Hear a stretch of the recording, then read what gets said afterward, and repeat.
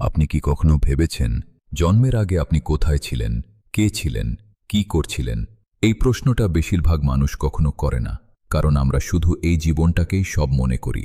জন্ম থেকে মৃত্যু, এটুকুই আমাদের জানার সীমা। কিন্তু সত্যিটা অনেক বড়, অনেক গভীর। আমাদের শাস্ত্র বলছে এই জীবন একটি দীর্ঘ যাত্রার মাত্র একটি অধ্যায়। এর আগেও আপনি ছিলেন, হয়তো অনেকবার, এবং সেই প্রতিটি জন্মের মাঝে একটি সময় ছিল, একটি অবস্থা ছিল যেখানে আপনার আত্মা অপেক্ষা করছিল। আজ সেই রহস্যই উন্মোচিত হবে গরুর পুরাণ, ছান্দোগ্য উপনিষদ, ভগবদ্গীতার আলোয়। কিন্তু আগে একটু বোঝা দরকার, আত্মার কি মৃত্যু আছে? ভগবদ্গীতার 2য় অধ্যায়ে শ্রীকৃষ্ণ অর্জুনকে বলছেন, আত্মাকে কোনো অস্ত্র কাটতে পারে না, আগুন পোড়াতে পারে না, জল ভেজাতে পারে না, বায়ু শুকাতে পারে না। আত্মা জন্মহীন, মৃত্যুহীন, শাশ্বত। শরীরের মৃত্যু আছে, আত্মা শুধু শরীর বদলায়। যেমন আমরা পুরনো জামা ছেড়ে নতুন জামা পরি, আত্মাও ঠিক সেভাবেই পুরনো শরীর ছেড়ে নতুন শরীরে প্রবেশ করে। তাহলে প্রশ্ন হল, এক শরীর ছেড়ে নতুন শরীরে আসার আগে আত্মা কোথায় থাকে, কিভাবে থাকে? গরুর পুরাণ বলছে, মৃত্যুর মুহূর্তে প্রথমে কথা বলার শক্তি চলে যায়, তারপর দৃষ্টি ঝাপসা হয়ে আসে। সারা জীবনের স্মৃতি চোখের সামনে ছবির মতো ভেসে ওঠে, এবং ঠিক সেই মুহূর্তে দুজন যমদূত আসেন। তারা আত্মাকে শরীর থেকে বের করে নিয়ে যান। আত্মা এই সময় একটি সূক্ষ্ম দেহ ধারণ করে। এই দেহকে বলা হয় প্রেতদেহ।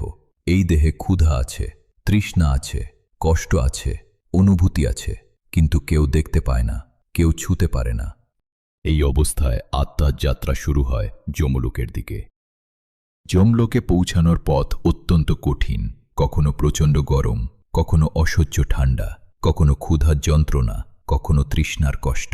কোনো ছায়া নেই, কোনো বিশ্রাম নেই। সেখানে অপেক্ষা করছেন চিত্রগুপ্ত, যার কাছে রয়েছে সম্পূর্ণ হিসাব।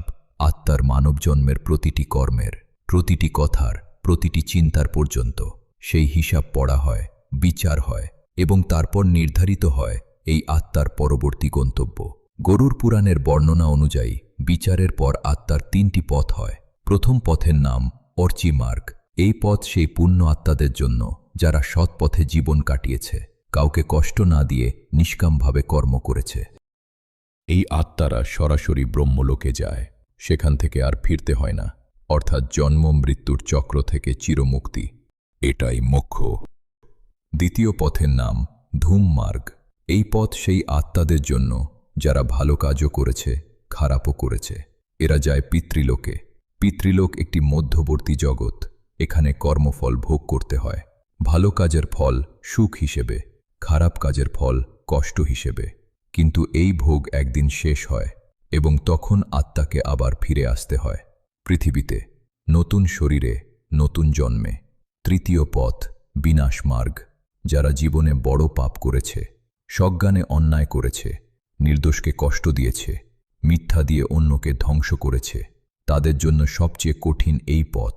নরকের যন্ত্রণা ভোগ করতে হয়, কিন্তু এই শাস্তিও অনন্তকালের নয়। কর্মফল শেষ হলে এই আত্মাদেরও পুনর্জন্ম হয়, তবে সেই জন্ম মানুষের না হয়ে পশু, পাখি অথবা কীটপতঙ্গও হতে পারে।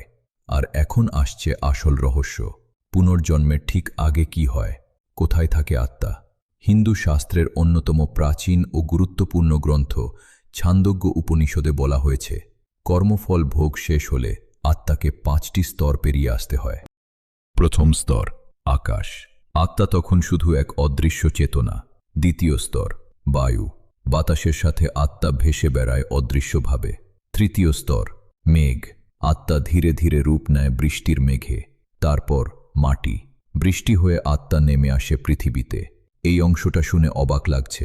ছান্দোগ্য উপনিষদে কিন্তু এমনই বর্ণনা রয়েছে, কারণ আত্মা শুধু শরীরের মধ্যে সীমাবদ্ধ নয়, সে জড়িয়ে আছে সমগ্র প্রকৃতির সাথে। পঞ্চম স্তর মানবদেহে প্রবেশ।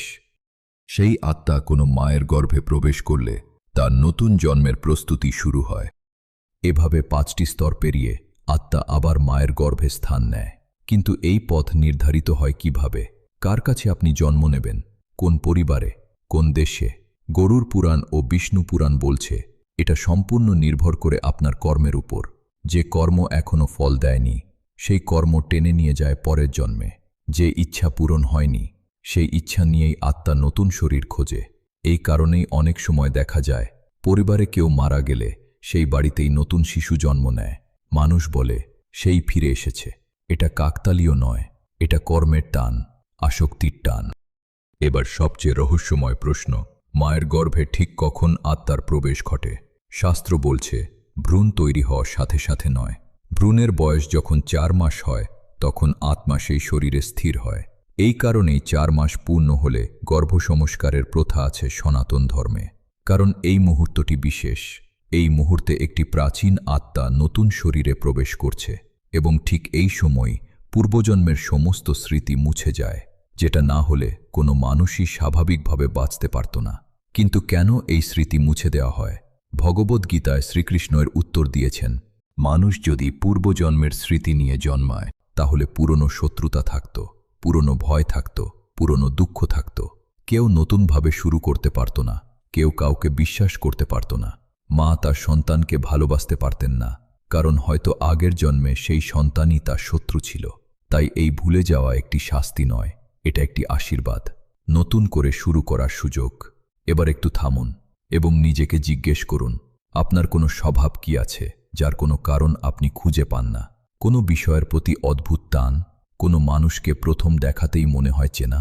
শাস্ত্র বলছে এগুলো পূর্বজন্মের সংস্কার, আপনার আত্মার স্মৃতি। তাহলে সব মিলিয়ে যা বোঝা গেল, জন্মের আগেও আপনি ছিলেন, কখনো পিতৃলোকে, কখনো প্রকৃতির কোলে। অপেক্ষা করছিল আপনার আত্মা নতুন জন্মের জন্য, এবং সেই অপেক্ষার শেষেই আপনি জন্ম নিয়েছেন এই পরিবারে, এই জীবনে। হয়তো আজ আপনার জীবনের আনন্দ, কষ্ট আর সম্পর্কগুলোর পেছনে বহু জন্মের এক দীর্ঘ গল্প লুকিয়ে আছে। আর এই জন্মে আপনার কাজ সেই যাত্রাকে পূর্ণতার দিকে নিয়ে যাওয়া, যাতে একদিন আপনার আত্মা জন্ম মৃত্যুর চক্র ছেড়ে পরমাত্মার সাথে মিশে যেতে পারে। এটাই মোক্ষ, এটাই আত্মার চূড়ান্ত গন্তব্য। আজকের এই রহস্যময় আলোচনা আপনার কেমন লাগলো কমেন্টে অবশ্যই জানাবেন। আর এমনই শাস্ত্র ও আত্মার অজানা রহস্য জানতে চ্যানেলটি সাবস্ক্রাইব করে পাশে থাকুন। ধন্যবাদ।